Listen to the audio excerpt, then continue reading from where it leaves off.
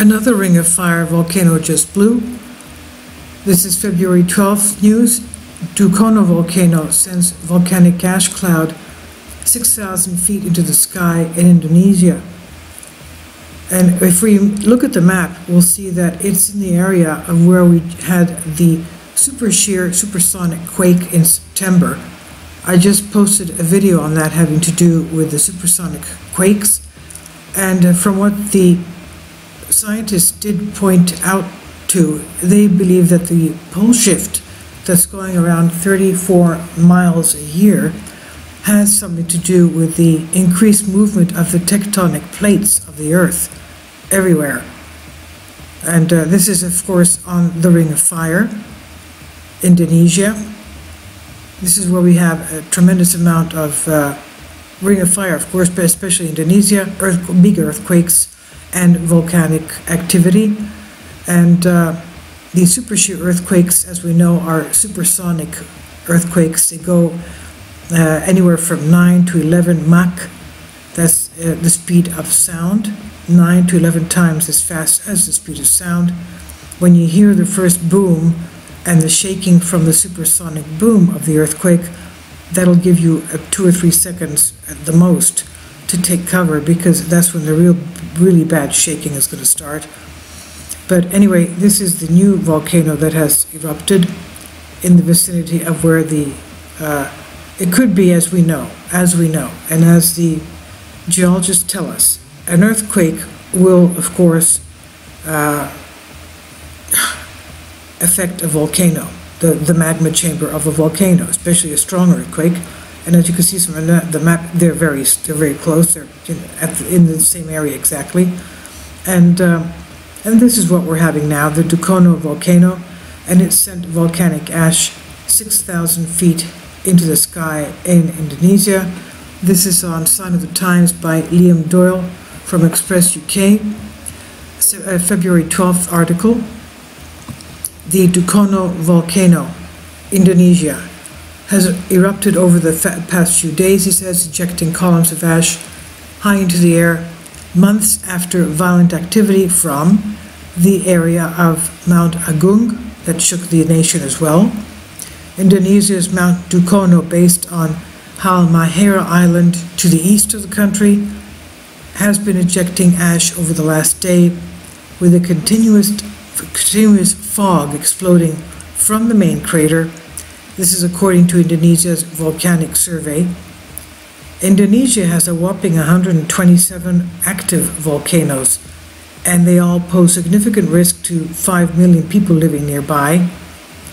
Mount Agung alone killed more than 1,000 people last March, and while Mount Dukono is not quite as dangerous, it has a smaller eruption, it is one of the country's most active volcanoes. The PVMBG, that's the Volcanic Survey of Indonesia, put Dukono on level 2 alert as the volcano ejected 7,000 feet of ash. The service warned people that they should not travel near the volcano, and an aviation notice has been issued for nearby aircraft advising pilots not to fly over it. According to the PVMBG, the ash cloud could be much higher than is currently visible and is moving towards the southwest of the country.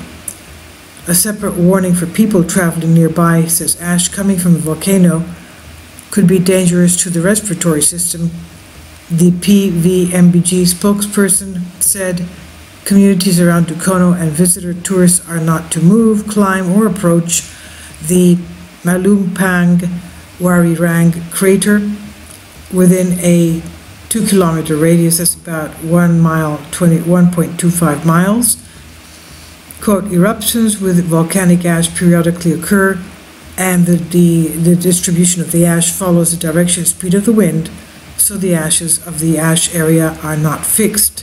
It's recommended that the community around Dukono always provide mask and nose and mouth covering for use in order to avoid the danger of volcanic ash entering into the respiratory system, because that will permanently ruin your lungs. While Dukono is only spouting ash right now, it is one of Indonesia's most active volcanoes. It's produced several eruptions in the past.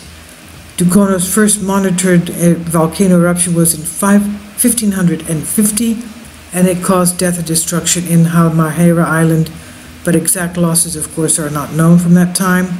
And after that, eruptions were recorded 1719, 1868, and 1901, so it's pretty active.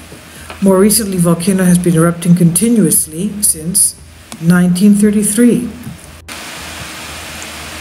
And routine observations of the volcano's main crater were curtailed in 1990. Geologically speaking, Dukono is a very complex volcano with explosive eruptions from multiple summit peaks and low craters. University of Oregon said volcanologists visited the area where the volcano was erupting many times, several occasions, and they noted violent activity and lava bombs were flung from the main crater. They said, quote, volcanologists visited the volcano in 1978 and 1979. On the first visit, lava bombs, that's the massive molten rock, as long as 12 feet long, were being thrown as far as 250 meters from the vent. An ash cloud rose up to 10 kilometers above the crater. Ash was blown as far away as 15 kilometers. Quiet periods lasting 8 to 10 hours were reported, and then it started up again. On the second visit, explosive ejection of ash was observed.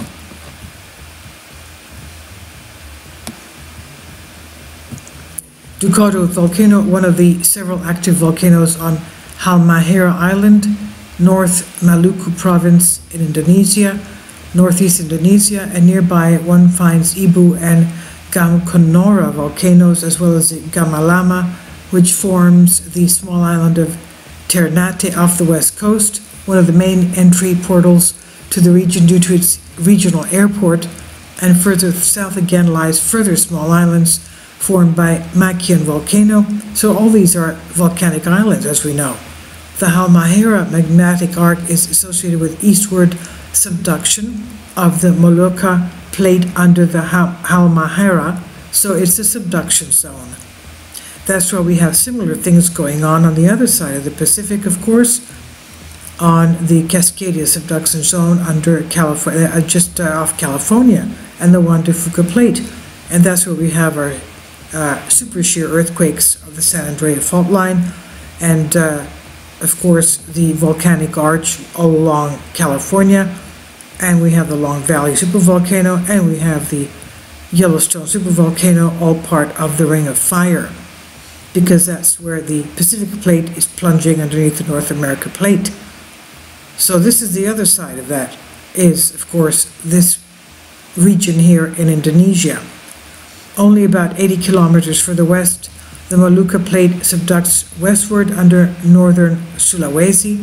That's where we had the September earthquake, the super shear 9 Mach earthquake. They were surprised it was so low, it could have been 11 Mach.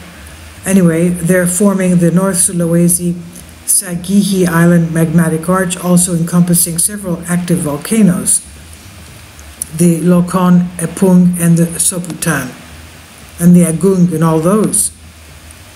So it's full of it. These people there, I'm sure, are used to this, but it's a very trying time since they have so many volcanoes erupting and huge earthquakes and tsunamis. Now, little information is available on Dukono in the English scientific literature, even though activity reports and brief background information can be found on the Smithsonian Global Volcanic Program website. I'll leave a link below for you on Photovolcanica. This is concerning the Dukono earthquake we're seeing now. The summit of present-day Dukono, situated in a horseshoe-shaped depression. Dukono is a stratovolcano with deposits from pyroclastic fallouts and flows, and lava flows which range from basaltic to andesitic in composition. Eruptive periods documented 1550, 1861 to 1869, 1901, 1933 to 1939, 1941 to 42, 1945 to 53, 1969, 1971, and the eruption from 1978 to 2014 is still going on now. That has not stopped. It's likely that records are incomplete since the volcano lies in a remote region. The 1550 eruption was powerful and produced extensive lava and pyroclastic flows, filling the strait between the mainland and Gondang Mamuya to the north, and the 1933-39 eruption and placed large lava flows in 1933, which covered large areas immediately northeast of the summit crater.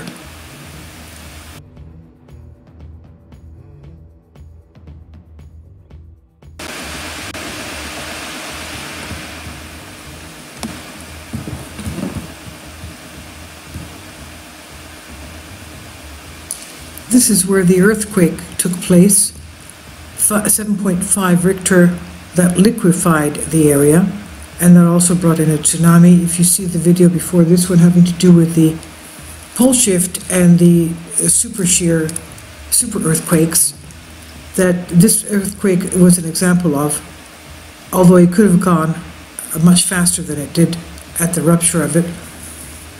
The scientists did touch on the fact that they believe that increased dangerous superquakes will be happening more often because of the pole shift, although they didn't go into the exact mechanics of it. They did mention it. And this is where the September quake took place. And as you can see, we have a number of dormant and extinct and, of course, active volcanoes. Okay, and this is the Dukono volcano that just erupted on February 12th. And here we have, of course, we had lava bombs and volcanic ash. This is by the Geological Society of London. These are past photographs, ash clouds during daylight. And you'll see the tremendous damage that is done to the area.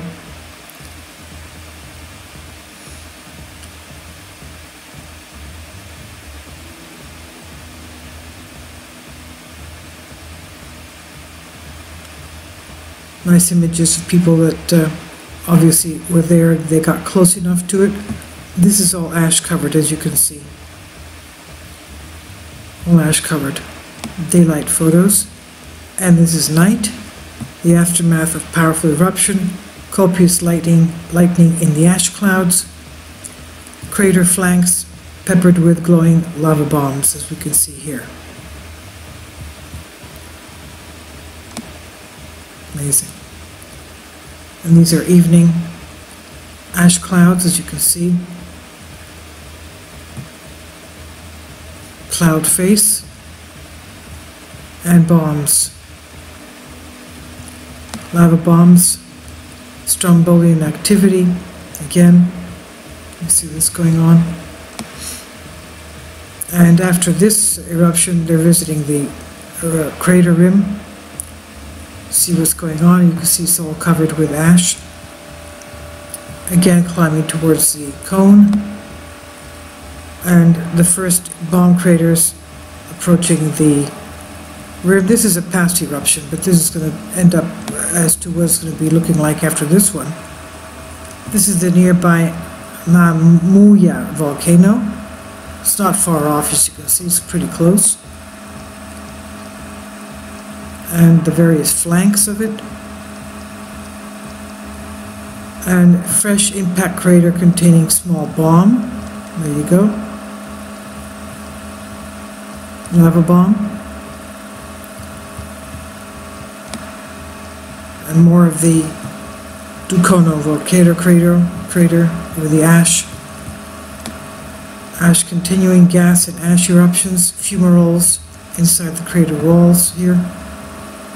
Again, more fumaroles with the fresh lava. Small gas eruption, as we can see here. Initial blast detailed. The initial blast, look at this. Stuff flying out. Of course. Close-up views. Close-up views. And the landscape covered with ash, as you can see. And here we go. ash on the leaves, ash on the ground, everywhere. And stalactite formations by ash and rainwater. You can imagine.